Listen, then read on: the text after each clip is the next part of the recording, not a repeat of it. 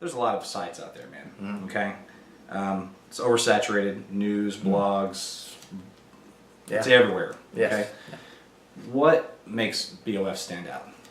What makes you? What makes us? Makes you?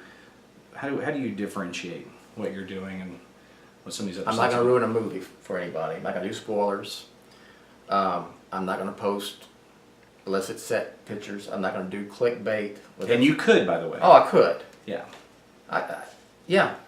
Yeah. I mean, let's be honest. I could have revealed the whole Justice League, not only the movie, everything that was going on. The whole plot, everything. Everything. All the nonsense behind the scenes, and I didn't. Yeah. You know, I felt I was obligated to warn people to be careful of thinking this movie was going to be some kind of, you know, temper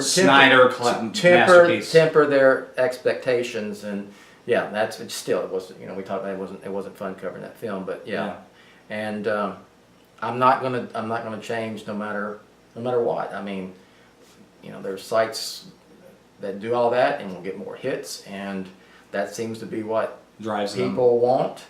You know, but I'm not going to do it. And in turn, I know that I have the respect of the filmmakers.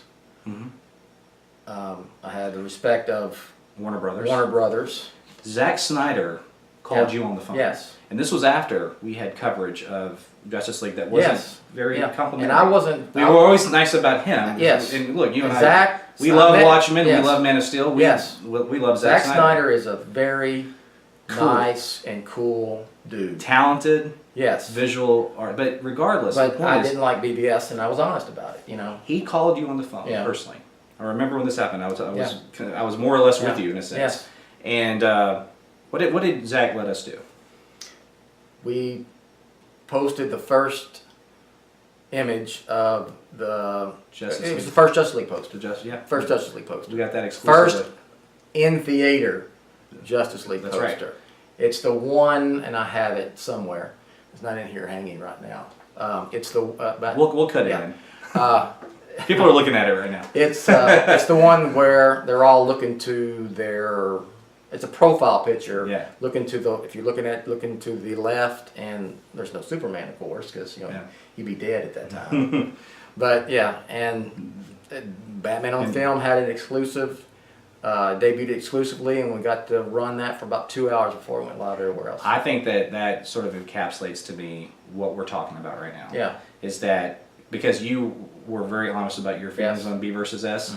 At this point in time, BOF, the main guys were myself, Justin, Ryan Haas, you, obviously, and we all sort of had different opinions of B versus S. Yes. But nobody loved it. Even Justin that likes it doesn't love it. And so it wasn't a love fest for that film. No. And Zach still appreciated our honesty and gave you a call. Yeah. He didn't give those other guys a call. No, it was just. He didn't give a I didn't know call. what Just because they have 100,000 Twitter followers. A publicist called and said, "Hey, do you have time to talk to Zack Snyder for a couple minutes?" Yeah, sure. So he goes, "Okay, he'll be calling shortly." Phone rings. You know. Hey, Bill, this is Zack Snyder, and yes, sir. How you doing? You know, and just BS'd, and he said, "Look, and listen, I want to." We're going to throw out the first in-theater poster. We want to do that today, and we want you to be able to post it first and have it exclusive for a couple hours. Yeah, that was a cool day, man. We'll do that. I'm happy to do that, Zach. Yeah. That was a cool day, man. So 20 years, we're talking about the Zack Snyder exclusive poster release, talking about interview with Nolan, set visits, talented people that were with you. That poster, yeah, the Joker, was exclusively revealed by Batman on film for The Dark Knight. Oh, is that right? Yes. I didn't know that. Yeah. So this is around the time I was really following you. Because I Yeah. started following you around probably the whole Nolan trilogy, really. Okay. That's where you were my go-to guy for news on that. And then through Should've The Dark been. Knight. But I didn't, you were. Yeah. And I didn't know the Dark Knight poster was, Yeah. I missed that. Where do you see BOF in 20 more years? Well, because you're retired. Yes. God help us. I hope it's still going, and if it is, that means we got Batman movies. We got Batman movies. But the cool thing, you don't just cover Batman movies anyway. We cover all sorts of stuff. Yeah. Obviously, Well, yeah, of anything course, Batman it's related. Batman on film. The live action is the main focus. Then it's everything Batman, and then it would be DC. Anything DC on film, you know. Then like Marvel. And I'll cover. You know, we'll do Marvel. We do Star Wars. We do. Yeah, Rocky. you know, we got into this miscellaneous podcast thing, and it's so much fun. Yeah. We did a little satellite Star Wars show. We did a Rocky podcast. Yeah. I love it, and one of the reasons I like it too is because I think it's good for our fans. Yeah. You know, we are well-rounded guys, and that's another thing about what I love about BOF. Also, I like the people. I like our listeners. I like the people that are involved. Yes. Just regular, cool people. Yes. And It's I'm very grateful people for who that. don't participate in online nonsense. That's right. Thank you. All right. Let's rewind the clock a little bit. Okay. So I started following you personally, I guess around like 04. Okay. That's about right. Because I remember getting news about Batman Begins through you. Okay. And then I remember I was overseeing one of the restaurants I used to oversee was here in Houston. Mm-hmm. And I found out, the Houston area, the Woodlands. Mm-hmm. I found out that you were a Texan. I somehow missed that. I don't know how, I just did. You know, a lot of times the shows weren't, you know, you were kind of taking the back seat on some of the shows back then. And I just sort of, it's not that I just kind of didn't really realize that this guy's a local. Yeah. And obviously a huge Dallas Cowboys fan. Yeah. And that was our number one. Yeah. That was our icebreaker right Yeah. there. Yeah. But I remember I reached out asking about advertising for the restaurant on BOF. Yeah. And I think it was Sean Gerber that responded to my email initially. Maybe. Okay. Or somebody. It wasn't Yeah. you.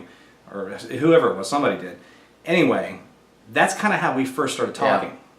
Right? Yeah. And then we had an online little argument over something. And it was kind of funny. I was like, man, he's kind of being an ass.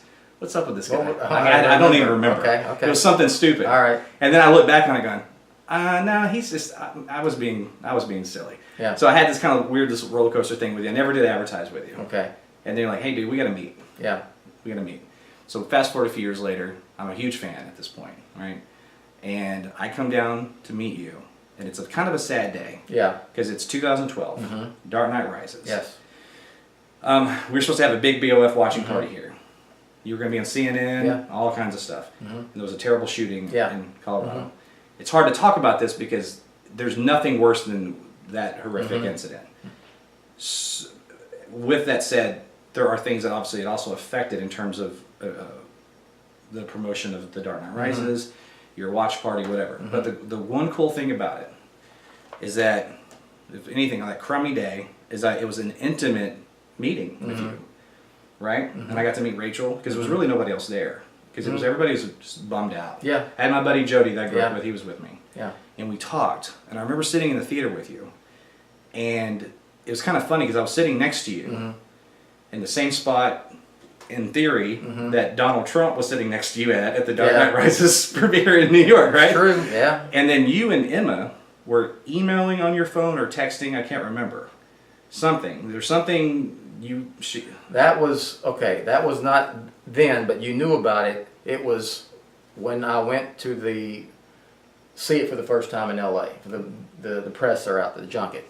And went to see Dark Knight Rises. Me and Rachel went in, had to check our phones, turn them off, watch it, blew me away, okay? I mean, the end, is, lost it. My favorite ending Lost it. of any film ever. And come out, get my phone, put it back on, and there's a text from Emma Thomas saying, by now you've seen the movie. We hope we, did right by Batman, you and Batman fans with this. You were telling me that story. Yeah, that's what it the was. And story. you had the phone, and you're right. Yeah.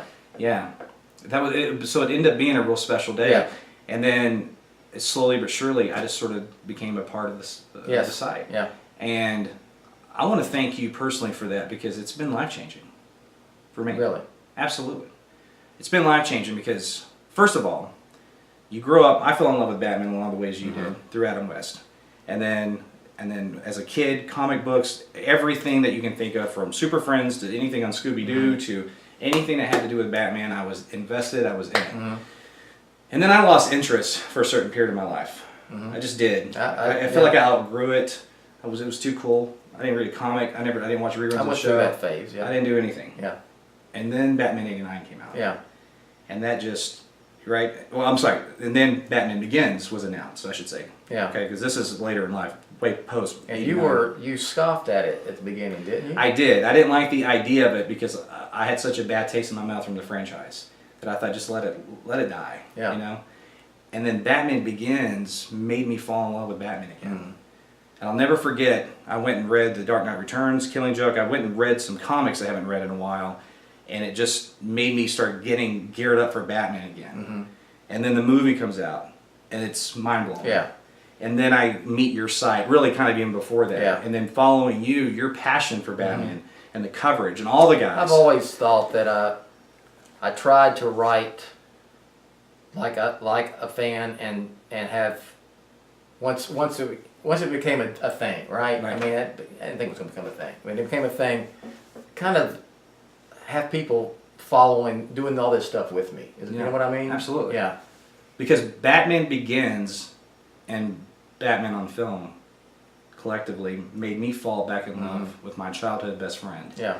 And I regretted ever leaving him, and it made me love the character even more. I went through a phase like that. I've been, honest about that, and then I also turned my back on that Adam West Batman at one time, and that was not that I didn't still love it. I was trying to convince myself because it's not the real Batman.